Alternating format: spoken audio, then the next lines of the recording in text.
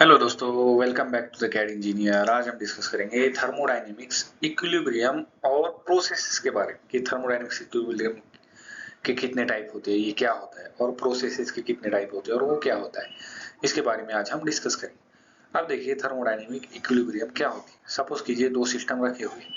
अब एक का क्या है, टेम्परेचर ज्यादा है, प्रेशर ज्यादा है और वॉल्यूम भी ज्यादा है, या फिर आप कहोगे डेंसिटी ज्यादा है, और उसको ही हमने कनेक्ट किया है दूसरा सिस्टम। तो अब क्या होगा, जो टेम्परेचर है वो हाइयर टेम्परेचर से, जो हीट है वो हाइयर टेम्परेचर से लोअर टेम्परेचर की तरफ फ्लो होती, तो हमारी हीट फ्लो होना स्टार्ट होगी। अब कब तक स्टार्ट होगी, सपोज कीजिए हॉट है 100 डिग्री सेल्सियस और जो हमारा कोल्ड सिस्टम है वो 0 डिग्री सेल्सियस। जब तक वो दोनों 50-50 डिग्री सेल्सियस पर नहीं आ जाएगा दोनों का टेम्परेचर, तब तक हम इसको थर्मोडायनेमिक इक्विलिब्रियम नहीं कहेंगे। जैसे ही ये दोनों 50-50 डिग्री सेल्सियस हो जाएगा, इनका प्रेशर, टेम्परेचर, वॉल्यूम, डेंसिटी दोनों जब सेम हो जाएंगे एग्जैक्ट, तो हम कहेंगे ये दोनों सिस्टम थर्मोडायनेमिक इक्विलिब्रियम में है। अब देखेंगे हम कि टाइप्स ऑफ इक्विलिब्रियम। अब three types of equilibrium exist करते हैं हमारे थर्मोडायनेमिक्स में। पहला है हमारा मैकेनिकल इक्विलिब्रियम। अब यहाँ पर क्या है दोस्तों, मैकेनिकल इक्विलिब्रियम हम कब कहेंगे किसी भी सिस्टम को, जब वहां पर कोई भी अनबैलेंस्ड फोर्स नहीं रहेंगी, अनबैलेंस्ड प्रेशर डिफरेंस नहीं रहेगा थ्रू आउट दी सिस्टम। हम थ्रू आउट दी सिस्टम हमारा जो अनबैलेंस फोर्स है वो बैलेंस होनी चाहिए, फिर वैसे प्रेशर जो है वो यूनिफॉर्म होना चाहिए, तो हम कहेंगे कि ये सिस्टम मैकेनिकल इक्विलिब्रियम में है। जैसे जो गैस है वो सिलेंडर के अंदर होती है, तो उसका प्रेशर क्या होता है, एग्जैक्ट सेम होता है हर पॉइंट पर, हर जगह पर। तो ये क्या है, ये सिस्टम थर्मोडायनेमिक इक्विलिब्रियम में है। नेक्स्ट हमारा थर्मल इक्विलिब्रियम। थर्मल इक्विलिब्रियम में क्या है दोस्तों, जब हम ऐसे दो सिस्टम कनेक्ट करें, तो जब तक वो दोनों का टेम्परेचर सेम नहीं हो जाएगा तब तक हम कहेंगे कि वो थर्मोडायनेमिक इक्विलिब्रियम में नहीं है।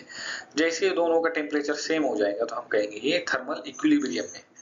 नेक्स्ट है हमारा केमिकल इक्विलिब्रियम। अब यहाँ पर क्या होता है दोस्तों, हमने दो केमिकल को मिक्स किया, तो उन दोनों के बीच में क्या हो गया, रिएक्शन स्टार्ट हो गई। रिएक्शन इतनी स्टार्ट हुई और एक टाइम ऐसा आ गया कि वो रिएक्शन होना बंद हो गई, तो हम तब क्या कहेंगे, अब ये केमिकल इक्विलिब्रियम में है, जहां पर क्या है, केमिकल कंपोजिशन हमारा कांस्टेंट रहेगा। एग्जांपल क्या है, एक मिक्सचर है रिएक्टेंट का और प्रोडक्ट का। अब वो रिएक्शन तो हो गया लेकिन अब वो अनचेंज्ड है ओवर टाइम, तो हम क्या कहेंगे, अब ये केमिकल रिएक्शन मींस ये केमिकल इक्विलिब्रियम में हमारा सिस्टम है। अब देखिए हमने तीन इक्विलिब्रियम के टाइप देखे थर्मोडायनेमिक इक्विलिब्रियम के। मैकेनिकल इक्विलिब्रियम जहां पर अनबैलेंस फोर्स नहीं होनी चाहिए, थर्मल इक्विलिब्रियम जहां पर टेम्परेचर डिफरेंस नहीं होना चाहिए, केमिकल इक्विलिब्रियम मींस जहां पर केमिकल रिएक्शंस नहीं होने चाहिए। अब जब ये तीनों कंडीशन सेटिस्फाई हो जाएंगी, तीनों सिस्टम मैकेनिकल, थर्मल और केमिकल इक्विलिब्रियम हमें अचीव हो जाएंगे ओवर अ टाइम, तो हम क्या कहेंगे इसको, थर्मोडायनेमिक इक्विलिब्रियम, कि हमारा सिस्टम थर्मोडायनेमिक इक्विलिब्रियम में है।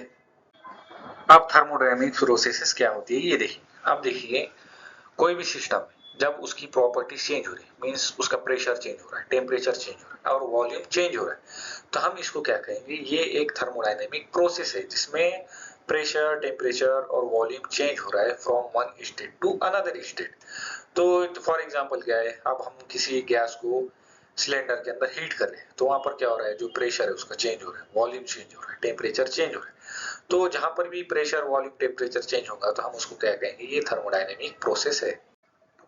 अब साइक्लिक प्रोसेस क्या होती है। अब देखिए साइक्लिक प्रोसेस ही होती है दोस्तों, जब हम किसी भी सिस्टम का स्टेट चेंज करें, एक स्टेट से उसको दूसरे स्टेट में कंप्लीट करें, तो जो हमारा सिस्टम है वो उसकी इनिशियल स्टेट में वापस आ जाएगा जब वो एक प्रोसेस को कंप्लीट कर देगा।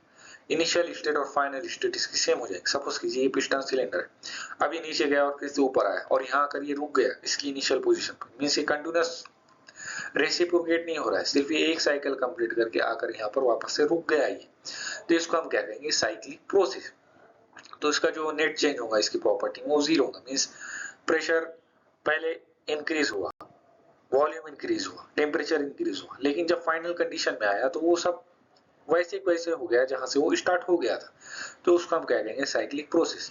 तो इसके एग्जांपल क्या है, steam power plant cycle, gas turbine cycle, ये हम आने वाली वीडियोस में देखेंगे। अभी के लिए समझने के लिए आप ये पिस्टन सिलेंडर का एग्जांपल समझ सकते हो।